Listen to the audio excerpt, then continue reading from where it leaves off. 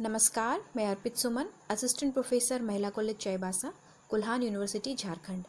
आज मैं BEd semester 2 के लिए paper 7A pedagogy of physical science के यूनिट 3 से यूनिट प्लान इकाई योजना लेकर आई हूँ, जिसमें हम देखेंगे meaning, objectives, example, merits and limitations of unit plan. इकाई योजना यूनिट प्लान। इकाई योजना के अंतर्गत अध्यापक किसी इकाई की विषय वस्तु को एक निश्चित क्रम में क्रमबद्ध ढंग से प्रस्तुत करने की कार्य योजना बनाता है तथा उसको विभिन्न उप इकाइयों में प्रस्तुत करता है। इस प्रकार कहा जा सकता है कि उप इकाइयों को एकीकृत रूप में प्रस्तुत करना ही इकाई योजना है। इंटीग्रेटेड प्रेजेंटेशन ऑफ सब यूनिट्स इज यूनिट प्लानिंग। इकाई योजना यूनिट प्लान के अंतर्गत अध्यापक किसी इकाई यूनिट की विषय वस्तु को एक निश्चित क्रम में सिस्टमेटिक ढंग से प्रस्तुत करने की कार्य योजना वर्किंग प्लान बनाता है तथा उसको कई सब यूनिट्स उप इकाइयों में प्रस्तुत करता है। तो इस प्रकार हम कह सकते हैं कि उप इकाइयों को एकीकृत रूप में प्रस्तुत करना ही इकाई योजना है। विभिन्न इकाइयों का विभाजन बालकों के सीखने के क्रम में किया जाता है। इकाई योजना के आधार पर ही शिक्षक दैनिक पाठ्य योजना का निर्माण करता है। इसका संबंध विषय वस्तु के प्रस्तुतिकरण के साधनों से होता है तथा इसमें शिक्षण के विषय वस्तु और शिक्षण विधि दोनों ही निहित होती है। इकाई योजना में संपूर्ण पाठ्यक्रम को छोटी छोटी इकाइयों में विभाजित करके शिक्षण अधिगम प्रक्रिया को व्यवहारिक रूप प्रदान किया जाता है। विभिन्न इकाइयों का विभाजन जो है वो स्टूडेंट के लर्निंग सीक्वेंस में किया जाता है, सीखने के क्रम में किया जाता है और इसी के आधार पर शिक्षक डेली लेसन प्लान का निर्माण करते हैं और इसका संबंध विषय वस्तु के प्रस्तुतिकरण के साधन से होता है और इसमें शिक्षण के विषय वस्तु और शिक्षण विधि दोनों निहित होते हैं और संपूर्ण पाठ्यक्रम को छोटी छोटी इकाइयों में बांटा जाता है। इकाई योजना में शिक्षक को विषय वस्तु तथा आवश्यक सहायक सामग्री की जानकारी पहले ही हो जाती है, जिससे वह संपूर्ण विषय वस्तु को क्रमबद्ध रूप में संगठित करके प्रभावशाली शिक्षण की व्यवस्था कर सकता है। इस प्रकार अध्यापक अपना कार्य सुगमता एवं एकाग्रचित होकर करता रहता है। इकाई योजना में संपूर्ण पाठ्यक्रम को छोटी छोटी इकाइयों में विभाजित कर दिया जाता है, जिससे शिक्षक को विषय वस्तु, कंटेंट तथा आवश्यक सहायक सामग्री की जानकारी पहले ही हो जाती है, जिस कारण वह संपूर्ण विषय वस्तु को क्रमबद्ध रूप में संगठित कर लेता है और अपने टीचिंग को इफेक्टिव बना सकता है। तो इस प्रकार अध्यापक अपना कार्य सुगमता, सरलता और एकाग्रचित होकर के करता रहता है, कॉन्सेंट्रेट होकर के करता रहता है। इकाई योजना के उद्देश्य, ऑब्जेक्टिव्स: विज्ञान की विषय वस्तु को जीवन उपयोगी तथा अधिक व्यवहारिक रूप प्रदान करना, बालकों को सीखने के लिए अवसर प्रदान करना, छात्रों की रुचि एवं आवश्यकता के अनुसार विषय वस्तु का संगठन करना, विभिन्न इकाइयों के आधार पर शिक्षण विधियों, सहायक सामग्री तथा मूल्यांकन की प्रविधियों का निर्धारण करना। चूँकि इकाई योजना में संपूर्ण पाठ्यक्रम को छोटी छोटी इकाइयों में विभाजित किया जाता है, जिससे शिक्षण अधिगम प्रक्रिया, टीचिंग लर्निंग प्रोसेस को व्यवहारिक रूप मिलता है, जिससे अध्यापक को विषय वस्तु तथा आवश्यक सहायक सामग्री की पूरी जानकारी हो पाती है। इकाई शिक्षण के बाद प्रत्येक इकाई के लिए बालकों की उपलब्धि का मूल्यांकन करना, इसे हम यूनिट टेस्ट के रूप में समझ सकते हैं। इकाई शिक्षण के बाद यूनिट को टीच करने के बाद, पढ़ाने के बाद प्रत्येक इकाई के लिए, इच यूनिट के लिए बालकों की उपलब्धि का मूल्यांकन करना, यानी बालकों ने कितना सीखा उसका यूनिट टेस्ट लेना। नेक्स्ट है इकाइयों के आधार पर दैनिक पाठ्य योजनाओं को आधार प्रस्तुत करना।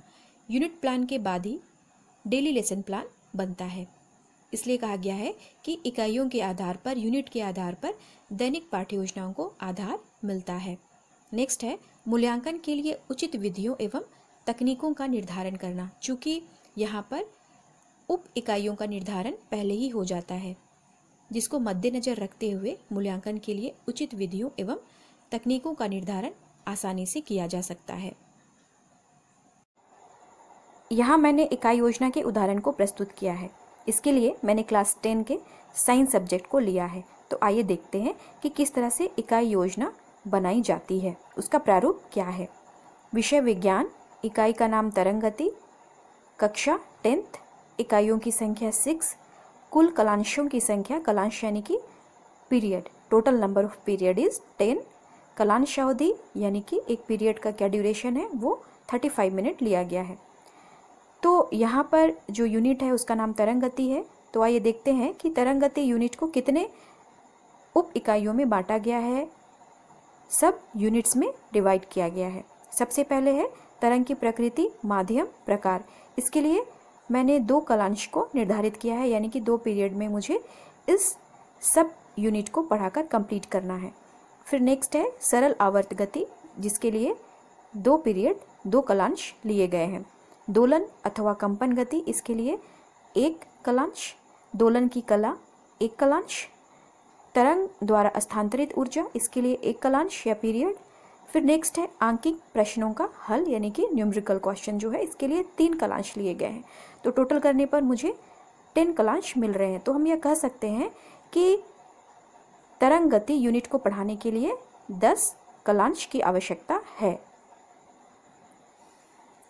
इकाई योजना के लाभ, मेरिट्स ऑफ यूनिट प्लान।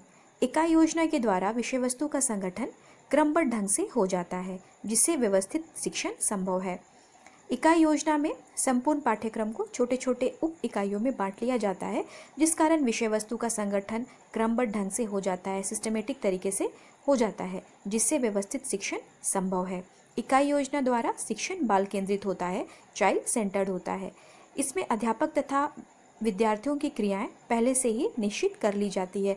चूँकि इसमें पहले ही पाठ्यक्रम को छोटे छोटे उप इकाइयों में बांट लिया जाता है, जिस कारण से जो भी एक्टिविटीज़ होनी होती हैं अध्यापक तथा विद्यार्थियों के द्वारा वो पहले से ही निश्चित कर ली जाती है। इकाई योजना द्वारा ज्ञान एवं अनुभव अधिक प्रभावशाली ढंग से प्राप्त किए जा सकते हैं। चूँकि शुरू में ही पाठ्यक्रम को उप इकाइयों में बांट दिया जाता है, जिस कारण से ज्ञान एवं अनुभव अधिक प्रभावशाली ढंग से प्राप्त होते हैं। शिक्षण की रूपरेखा प्रभावशाली ढंग से तैयार की जाती है। इकाई योजना में संपूर्ण पाठ्यक्रम को छोटी छोटी इकाइयों में विभाजित कर लिया जाता है, जिस कारण शिक्षण अधिगम प्रक्रिया, टीचिंग लर्निंग प्रोसेस को व्यवहारिक रूप मिलता है। इसलिए यहाँ पर कहा जा रहा है कि शिक्षण की रूपरेखा प्रभावशाली ढंग से तैयार की जाती है। यह पूर्णाकारवाद गेस्टाल्ट थ्योरी पर आधारित है। इकाई योजना का आधार मनोविज्ञान है, यानी साइकोलॉजी है, जो पूर्णाकारवाद सिद्धांत गेस्टाल्ट थ्योरी पर आधारित है। पूर्णाकार का अर्थ होता है समग्र रूप से। पूर्णाकारवाद के अनुसार बालक किसी ज्ञान को आंशिक रूप से नहीं, बल्कि पूर्ण रूप या समग्र रूप से सीखता है। नेक्स्ट है इकाई योजना का स्वरूप बोधगम्य तथा व्यापक होता है, जो अध्यापक तथा विद्यार्थी दोनों के लिए लाभदायक सिद्ध होता है। इकाई योजना के लाभ के बाद अब हम देखेंगे इकाई योजना की सीमाएं, लिमिटेशंस ऑफ यूनिट प्लान। इकाई योजना बनाना एक कठिन कार्य है तथा इसके निर्माण में अधिक समय लगता है। नेक्स्ट है यह अधिक खर्चीली है। इकाई योजना में शिक्षण सहायक सामग्री, टीचिंग लर्निंग मटेरियल तथा अन्य शिक्षण सामग्री को विशेष महत्व दिया जाता है, जिससे यह अधिक खर्चीली हो जाती है। नेक्स्ट है इसके द्वारा शिक्षण यंत्रवत, मैकेनिकल हो जाता है, यानी मशीन की तरह हो जाता है। नेक्स्ट है इकाई योजना द्वारा शिक्षण करने पर प्रशिक्षित एवं अनुभवी अध्यापकों की आवश्यकता होती है। ट्रेंड एंड एक्सपीरियंस टीचर की आवश्यकता होती है। तो इस तरह से आज की वीडियो में हमने देखा meaning, objective, merit and limitations of unit plan. तो ये यहीं पे ख़त्म होती है। धन्यवाद।